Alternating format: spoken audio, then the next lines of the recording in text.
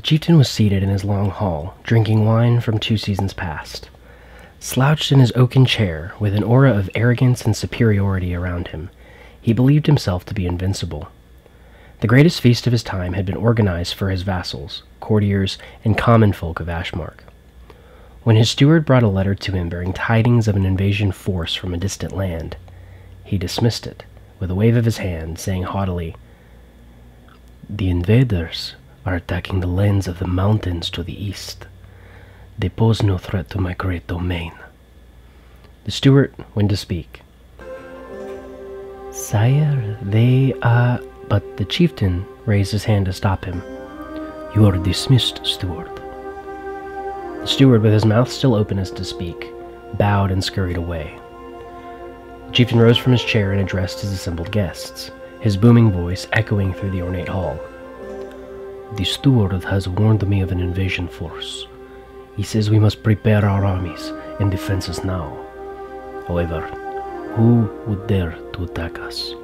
We are the greatest power west of the Riverlands. So now, we eat and drink and do not worry of this far-off invasion force." The assembled crowd let out a cheer and hoisted their drinking horns into the air. Then, following the actions of their chieftain, brought the horns to their lips and drank the wine.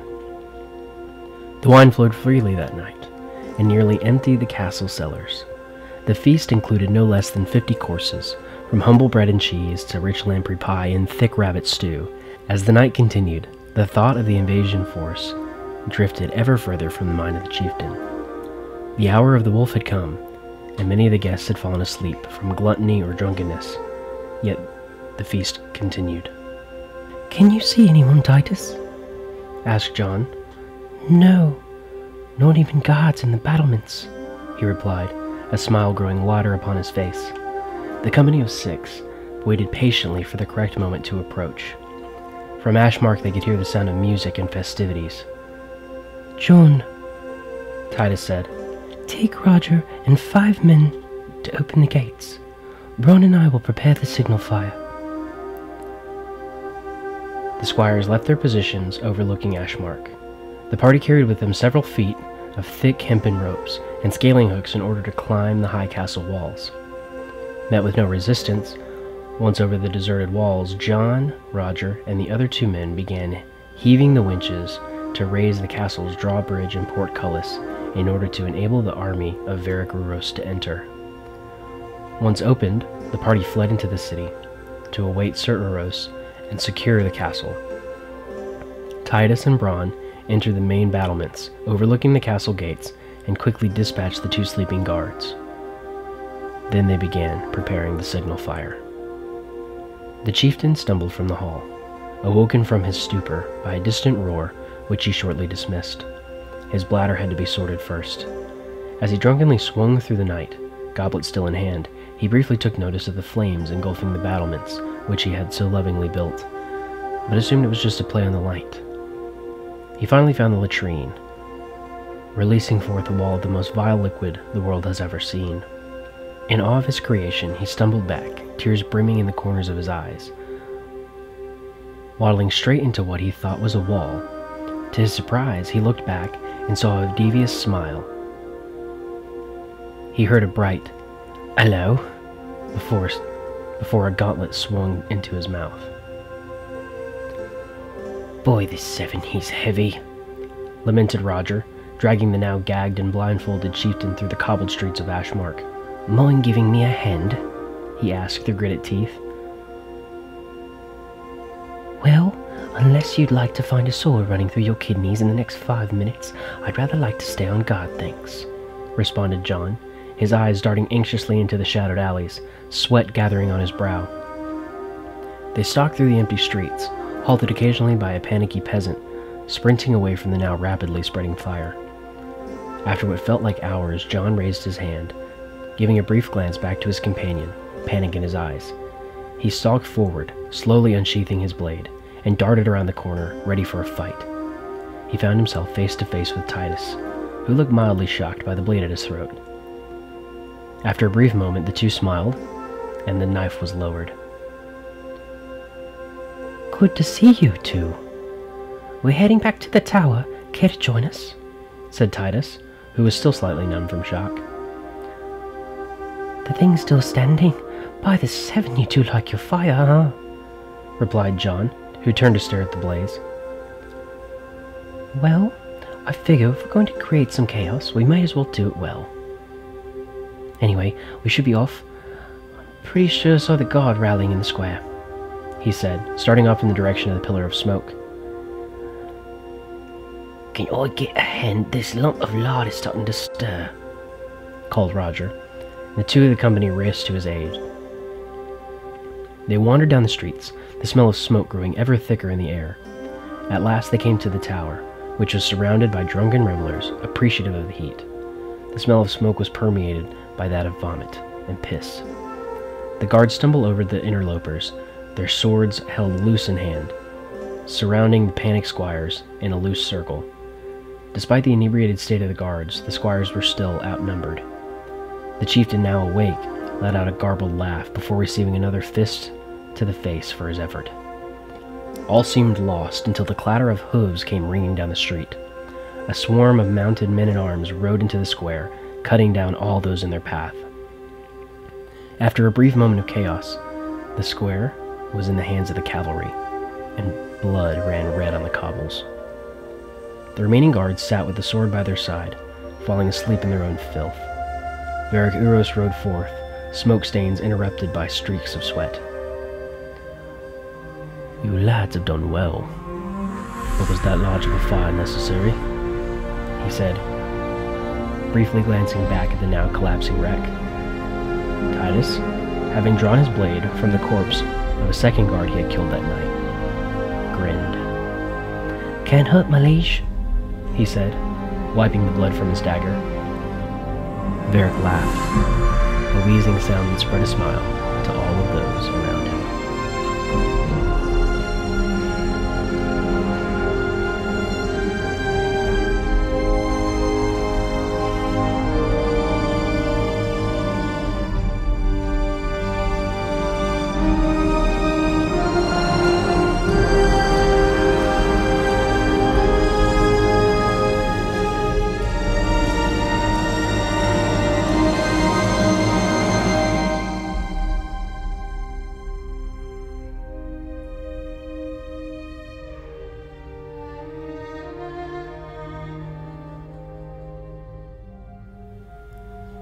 Hello and welcome to a completely and totally unique, brand new look at Crusader Kings 2 through the eyes of the Andal invaders. And when I say completely and totally unique, I mean that.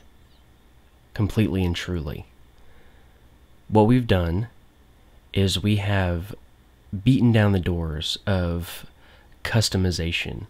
We have beaten the brakes off of a runaway train, of completely and totally allowing you, the viewer, to experience this alongside me through the means of storytelling and through the means of character creation.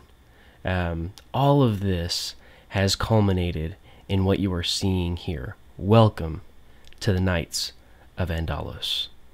This is episode 1, season 1, and we are getting ready for this experience to be something amazing.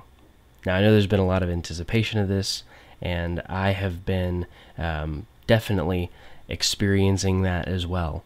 And I'm so excited to bring you this episode, and I'm so excited to see where this takes us going forward. But here we are.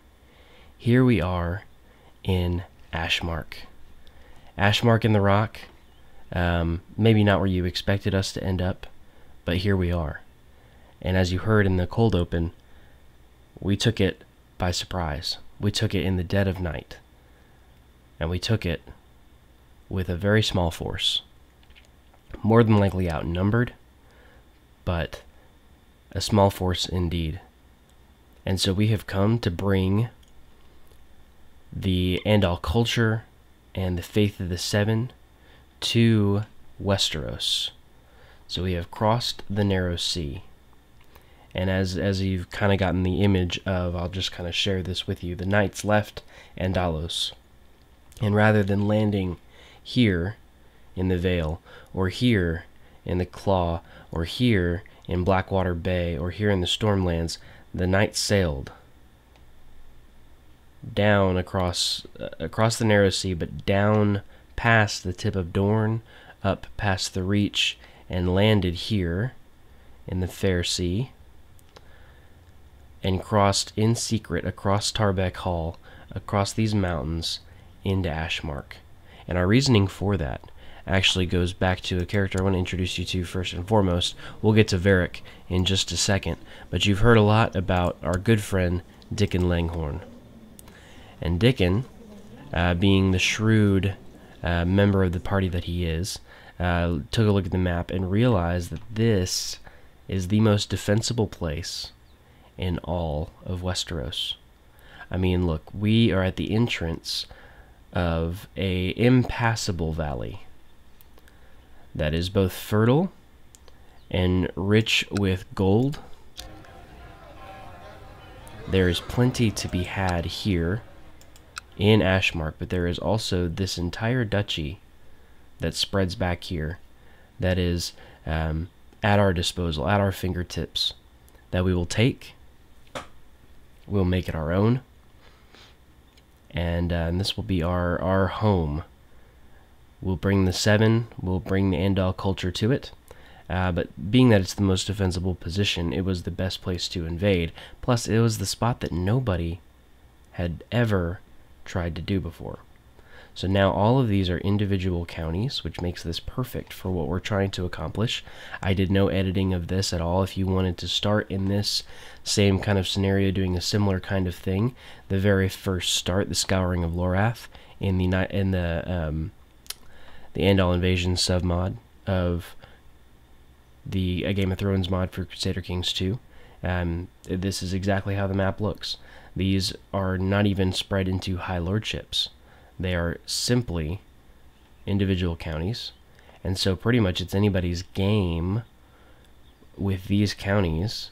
More than likely the Rock will absorb them very quickly, but our goal is to be able to take this duchy first and foremost, and this will be the home from which we operate. From there, we will look to incorporate these duchies and then one other in order to produce, these duchies should be enough to produce our kingdom, but we will look to have 4 duchies in order that the original knights selected from the tournament plus Varric will have their home. Now, I've been talking about these characters. If you haven't been keeping up with the lore and the character profiles and all of that, if this is your first experience into the Knights of Andalos, I encourage you to go watch those videos, but we're going to introduce you to the characters right now. Here we have Varric Uros. This is the character I'll be portraying.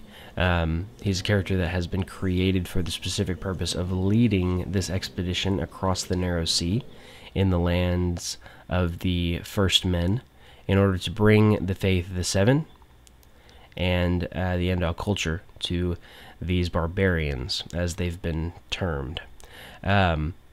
So, obviously, he's a brilliant commander. He is a formidable fighter. This was the agreement that we made. The original 4 knights of this expedition will be formidable fighter knights who are brilliant commanders, and in order to make it not necessarily easier, but in order to make future generations really start to experience the prosperity found here. You know, you have the stories of Aegon the Conqueror and these great warriors, you know, Orys Baratheon, and these kind of mimic that same style. Artis Aaron landing over in the Vale, those kinds of characters. The tournament over in Andalos that united these four men and their squires has really shaped this happening. So, in our court, we have 9 individuals, and they are all representative of the men who joined alongside Lord Varric as he crossed the Narrow Sea and took on this expedition. So, meeting and uniting through the tournament over in Andalos, we have Sir Edric Delmar, the Dragonbane. And as you've been keeping up with the novella's character profiles, you've seen, Edric is strong, he's tall, he's brawny, he's a man's man, he's wroth, he gets angry and overridden by this temper that he has. He's authoritative. People listen to him when he speaks. He's diligent, hardworking. He has mastered the ability to be a fighter and a knight, just based off of his diligence, his pursuit of this goal. And he's brave, almost brave to a fault. He has slain a dragon, which I will add in the Dragon Slayer trait once that becomes apparent to the party, that he's not just making it up, which is kind of, it could be the consensus, but people don't mess with him anyways. It has earned him his nickname, Dragonbane. And then we have Sir Dickon Langhorn, who just earned his knighthood. He's a brand new knight. He has already taken on his squire. He was a 19-year-old squire himself. He knows the process. He's been through the motions. He was a squire for 7 years to a man named Sir Tymond, and in the tournament ended up unseating him in the joust, and has since bought and paid for his own knighthood, against the will of the man who never knighted him himself. So, also, brilliant commander, formidable fighter. He's a knight. He's a duelist. He excels in hand-to-hand combat. He has kind of become this almost Arthur Dane-like, mystique about him, about his ability to fight hand-to-hand. He's shrewd and quick. So he is this combination of a tactful mind, but also the ability to learn quickly and grow quickly. He is also cynical, mostly due to the events of the tournament in which Lionel Redfield poisoned Edric Delmar. This kind of initiated and sparked his cynicism. He is also humble and brave. He knows that he's the seventh son. He's the seventh in line to inherit anything. He has no rights to or claims to anything in the Langhorn name, and so he is humbled by his circumstances, but also he is brave in the face of danger. And so finally we have Lionel Redfield, who is sort of the dark horse in all of this. He's great eminence instead of a brilliant commander. He is kind of a master of deception and scheming, as you can see here.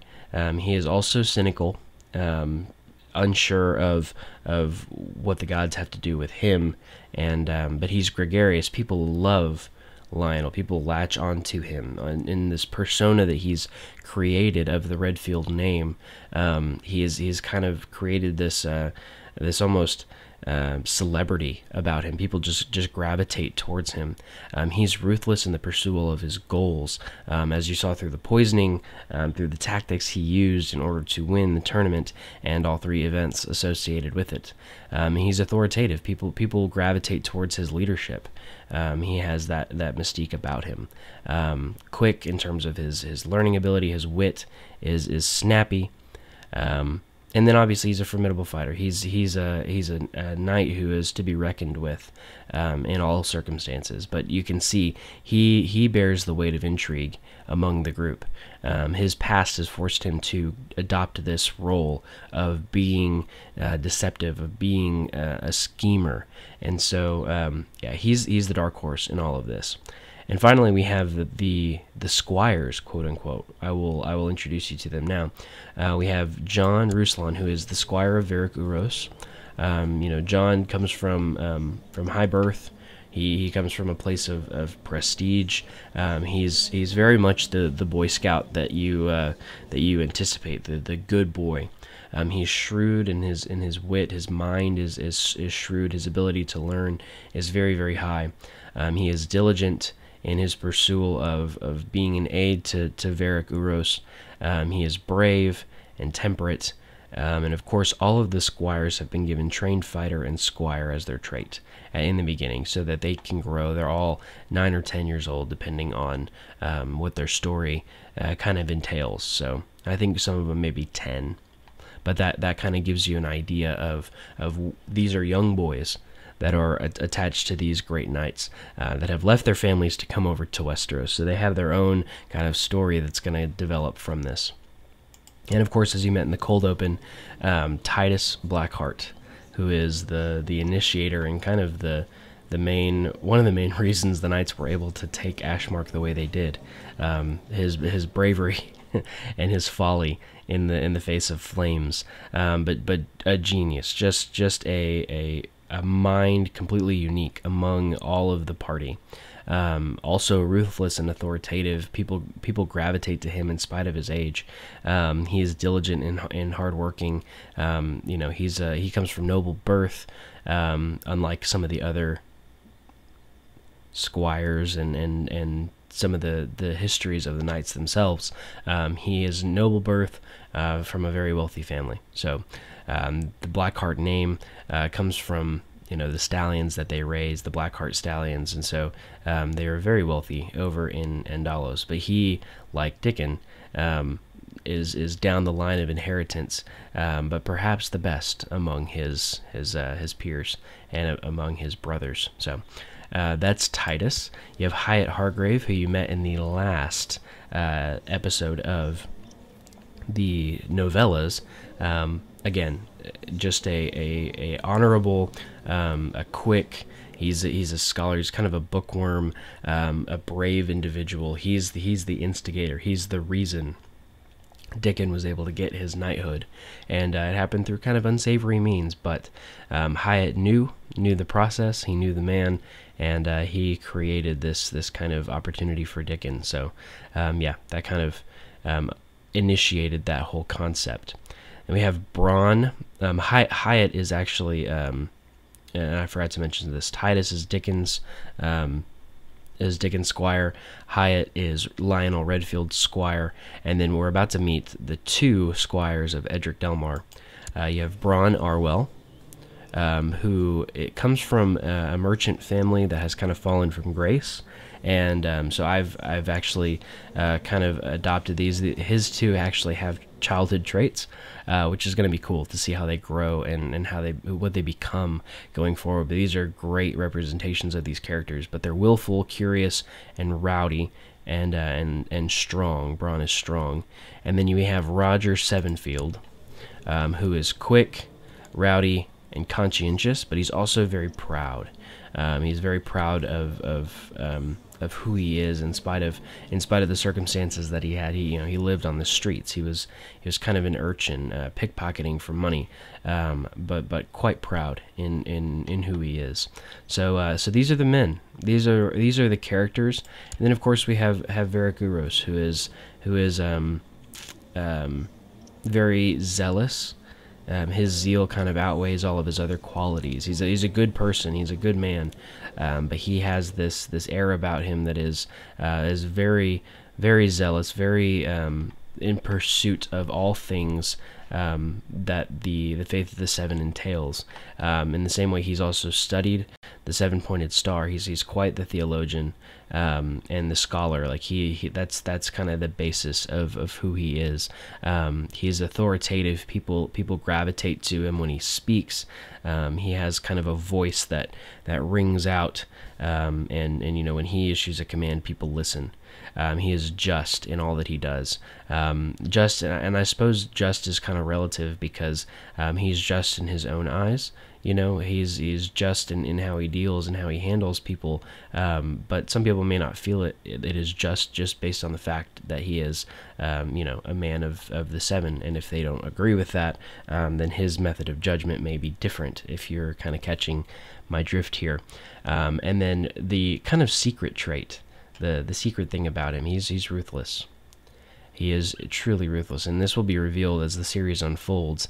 Some of the things that we have planned already, some of the events that we have coming up, it will be revealed exactly how ruthless Lord Varric really is. And he is certainly Lord Varric for the first time. Down the line of inheritance, unable to receive any kind of inheritance from his father, who has already passed away, and his brother is in command of the ancestral seat. Doesn't really have a chance, and his brother honestly is intimidated by Varric, and so his family's pretty glad that they're taking this journey across the narrow sea. So these are the characters, and I'll just briefly discuss their sigils. This will be the first time we really have to do this. As we introduce more characters, they'll kind of be done on an individual basis, but this is just kind of getting you acquainted with the cast of characters that we have going forward. But the sigil of House Uros is the gray bear on the white field. Uros obviously deriving from the Latin for bear, Ursa, but definitely has that end-all feel to it. I like it. Edric Delmar has taken the dragon on the black field, as is, from his nickname. Dickon Langhorn is a greyhound on a white field. Lionel Redfield has a black crow above a red field. I love that sigil. It looks beautiful. John Ruslan has a sword stuck in a stone on a field of gold. Titus Blackheart has a black stallion on a white field. Hyatt Hartgrave has a ram with blue horns on a white field. Bronn Arwell has this ship, the merchant ship, that is a big part of his story. His father losing their last ancestral, or their last family merchant ship in his gambling debt and in his love for wine, and Bronn has taken this as a memory of who he is and what he strives to achieve. In the past, he tries to leave behind, and then Roger Sevenfield has taken a field of 7 pointed stars as his sigil. So these are the characters. This is how we will go forward. I'm just going to kind of introduce you to sort of the concepts behind this series and what makes it unique and different before we get into actually sorting everything out. But basically how it's going to work is, for this original cast of characters, we will take this duchy up here in I guess this is originally, let's check out what the de jure High Lordship is actually called. It's just the Ashmark. Yeah, I thought that was the case, but it's just the Ashmark Duchy. Each of the knights, so Edric, Dickon, and Lionel, will get a county here, and they will rule over it. They'll have the ability to rename it. These characters represent actual subscribers to this channel, and this will set the trend. This High Lordship will be the initiation of our sort of launching pad into. From there, we will begin to take other duchies, and we'll do that by means of invasion, and we will amass an army of followers at each turn. Varric will have his own way of doing things, but once we take a High Lordship, the knights will be given a new county and that new High Lordship, and a new character will take their place. And from there, they'll be able to command their own custom character, and their custom character will have the customization associated at the beginning. So these custom characters are actual subscribers. They're representative of actual people who have created these characters in their lore and their history. And so if you are interested in joining that effort, if you would like to see that, jump on the Discord server that we have. Link is in the description, and you can fill out a character application. The knights will either choose you or I'll contact you, and we'll be able to kind of organize this thing where you can have your own custom character present in this series, and it's awesome. I'm super excited. So that is kind of the process that we're at right now, and kind of the way that this will work. Each county will have its own ruler, and then as we need to, we will even attempt to include all of the barony level titles. This one does not have any, but the barony level titles underneath it. I think all of these are just there we go. There's another one here in Glitterdale, and then there's another one here in Wind Hall. So there is actually potential for there to be multiple custom characters at each of these. So there will be Baron level and also Count level here in this duchy, as well as all the other ones. So each of those will be occupied by a completely custom, completely character-made, person. So this is kind of the process that we're taking. I know this was kind of an introductory type of thing, But I hope you all are as excited about this series as I am. This is just going to be just a massive undertaking on behalf of this channel, and I hope you all are along for the ride. If you like this video or like this concept and want to see it progress and go forward, please hit that like button below. If you're not subscribed and a part of this channel, I encourage you to do so now. Become a part of this community. Become a part of the creators that kind of birthed this idea of what it means to be a custom character in CK2.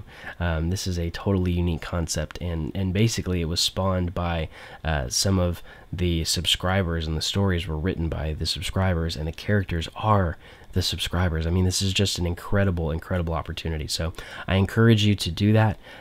Subscribe, hit the bell icon so you know when new episodes come out. I'm so excited for the future of this.